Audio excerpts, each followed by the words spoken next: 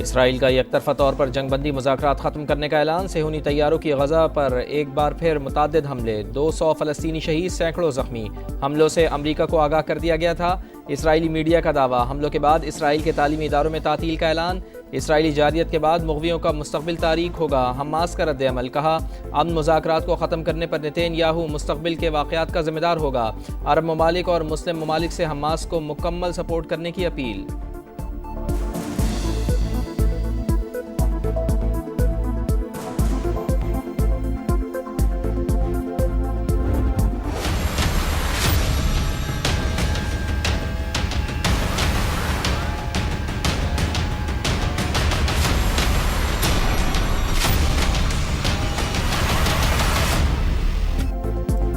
ملک میں بڑھتی دہشت گردی سے کیسے نمٹا جائے؟ قومی سلامتی کی پارلیمانی کمیٹی کا اجلاس آج ہوگا۔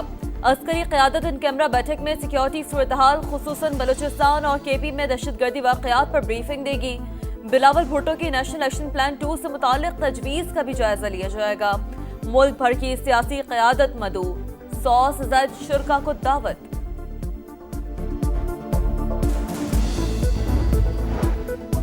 قومی سلامتی کی پارلیمانی کمیٹی میں شرکت بانی سے ملاقات سے مشروط، پی ٹی آئی کی سیاسی کمیٹی میں فیصلہ، مرکزی ترجمان کے مطابق بانی سے ملاقات تک اجلاس میں شرکت نہیں کریں گے۔ کمیٹی نے وزیر اعلیٰ خیبر پختونخوا کو شرکت کی اجازت دے دی۔ تحریک تحفظ آئین پاکستان کا ان کیمرہ بریفنگ میں نہ جانے کا فیصلہ، پارلیمانی لیڈرز کے بجائے مکمل پارلیمنٹ کو بریفنگ دی جائے، محمود خان اچکزئی کا موقف۔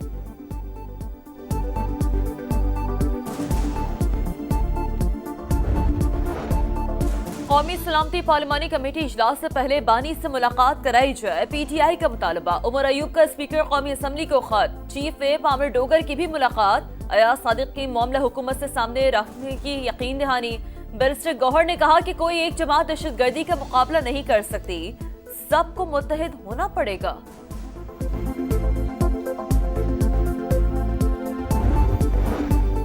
جعفر ایکسپریس حملے کے دوران دہشت گردوں کا اپنے ہینڈلر سے مسلسل رابطہ تھا، سلامتی کونسل اجلاس میں مستقل مندوب منیر اکرم کی گفتگو، کہا حملوں کی منصوبہ بندی اور ہدایات افغانستان سے دی گئیں، افغانستان سے ہونے والی دہشت گردی کو ترجیحی مسئلہ قرار دیا جائے۔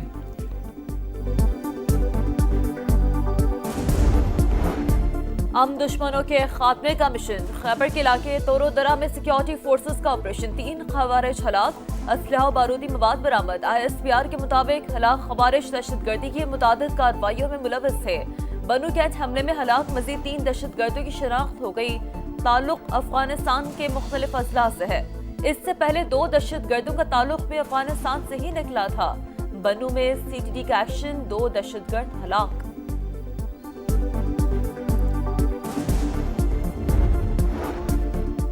انسداد دہشت گردی کی مد میں وفاق نے خیبر پختونخوا کو کتنا فنڈ دیا اور کتنا خرچ ہوا، سارا حساب کتاب ہوگا۔ آڈیٹر جنرل آف پاکستان نے 2010 سے 2024 تک کے فنڈز کی تفصیلات طلب کر لیں۔ دستاویزات کے مطابق 14 سال میں وفاق سے 535 ارب روپے سے زائد کا فنڈ ملا، مجموعی رقم 14 ارب سے بڑھ کر 86 ارب روپے تک جا پہنچی۔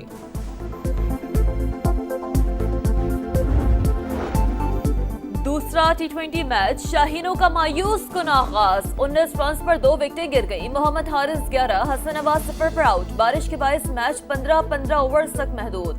قومی ٹیم میں 1 تبدیلی، ابرار کی جگہ حارث رؤف کی واپسی۔ ٹیم نیوزی لینڈ میں بھی 2 تبدیلیاں۔ وزیر اعظم سے امریکی آئی ٹی کمپنی کے وفد کی ملاقات، سرمایہ کاری میں دلچسپی کا خیر مقدم، پاکستان میں عالمی معیار کا کال سینٹر قائم کرنے کی تجویز۔ میاں شہباز شریف نے کہا کہ آئی ٹی میں 25 ارب ڈالرز کی برآمدات کا ہدف ہے، اہداف کے حصول کے لیے کمپنیوں کو سہولیات دے رہے ہیں، آئی ٹی کی عالمی مارکیٹ میں مسابقتی بنیاد پر کام کرنے کی استعداد موجود ہے۔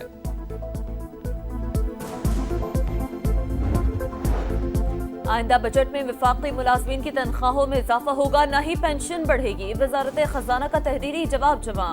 قومی اسمبلی میں خطاب کرتے ہوئے وزیر خزانہ نے کہا ترسیلات زر 36 ارب ڈالر تک پہنچ گئی، حکومت اچھا کام کر رہی ہے، مزید اقدامات کی ضرورت ہے۔ محمد اورنگزیب سے عالمی بینک کے وفد کی ملاقات، 20 ارب ڈالر سرمایہ کاری کی فائنانسنگ پر بات چیت۔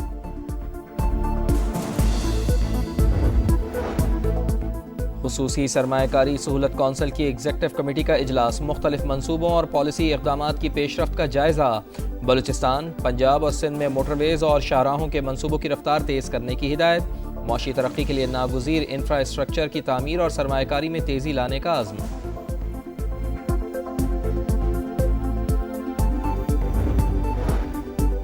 ملک ریاض اور ساتھیوں کے خلاف منی لانڈرنگ کے مضبوط شواہد ملنے پر نیب کا ایکشن۔ بحریہ ٹاؤن کے سینکڑوں اکاؤنٹس، گاڑیاں اور جائیدادیں منجمد۔ مفرور ملزمان کو وطن واپس لانے کے لیے کارروائی کا آغاز۔ احتساب بیورو کے مطابق ملک ریاض اور دیگر کے خلاف دھوکہ دہی کے کئی مقدمات زیر تفتیش۔ عوام بحریہ ٹاؤن کی آفرز نظر انداز کر کے اپنی جمع پونجی کا تحفظ کریں۔ وقت پڑی ریفرنس میں عدم حاضری پر ملک ریاض، علی احمد ملک کے ناقابل ضمانت وارنٹ گرفتاری جاری۔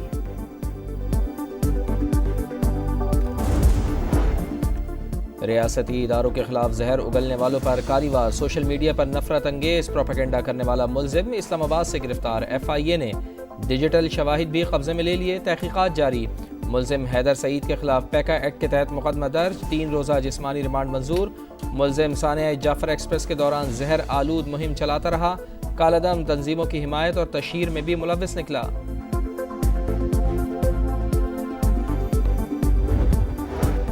پاکستان معاشی طور پر بہت اوپر جانے والا ہے، اس لیے دشمن قوت سرگرم ہے۔ گورنر سندھ کی میڈیا سے گفتگو، کہا سوشل میڈیا کے ذریعے ملک کو کمزور کرنے کی سازش کی جا رہی ہے، ہم نے اس کا مقابلہ کرنا ہے۔ ایران سے بات چیت یا جنگ ہوگی، تیسرا آپشن موجود نہیں۔ ٹرمپ کی تہران کو لکھے گئے خط کے اہم نکات سامنے آ گئے۔ ایرانی میڈیا کے مطابق امریکی صدر نے جوہری افسودگی اور ہتھیاروں کے پروگرام کو ختم کرنے پر زور دیا۔ پرانے معاہدے کی خلاف ورزی کا الزام، حوثیوں کی مدد بند کرنے کے لیے بھی دباؤ۔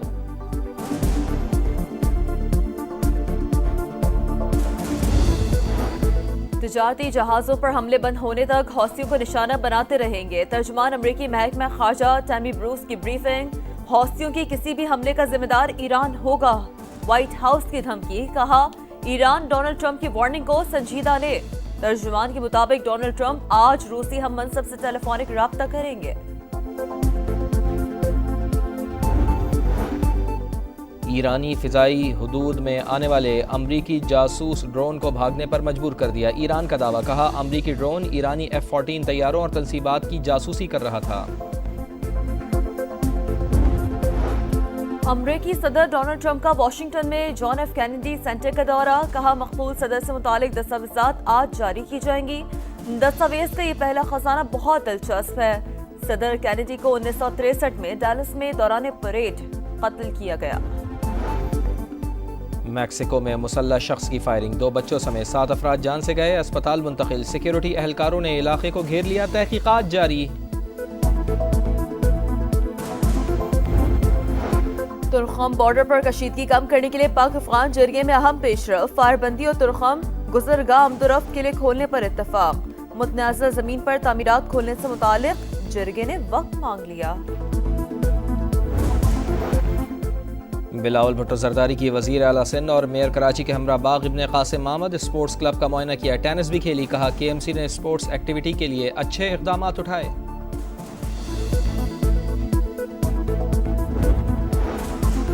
نئی نہروں پر کوئی کام نہیں ہو رہا، چولستان کینال بن رہی ہے اور نہ ہی بنے گی۔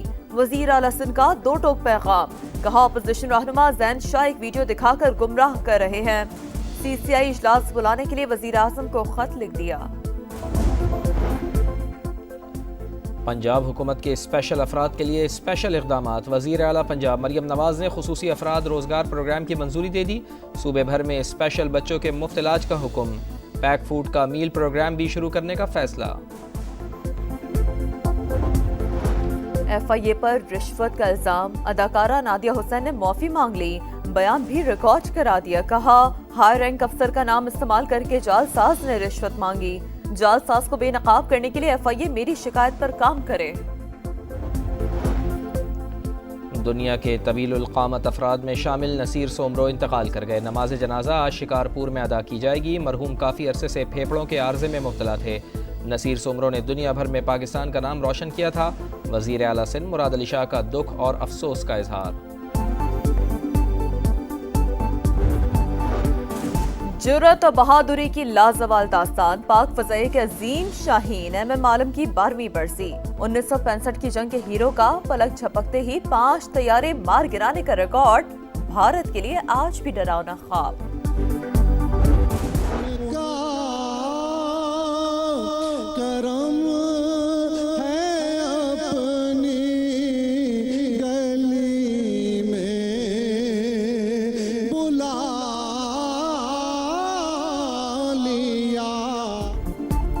اور برکتوں اور رحمتوں کی پرنور ساعتوں میں سما کی خصوصی ٹرانسمیشن جاری، نعت خوانوں کی سرکار دو عالم صلی اللہ علیہ وآلہ وسلم کی مدح سرائی، 17ویں پارے کی مختصر تفسیر بھی بیان کی گئی۔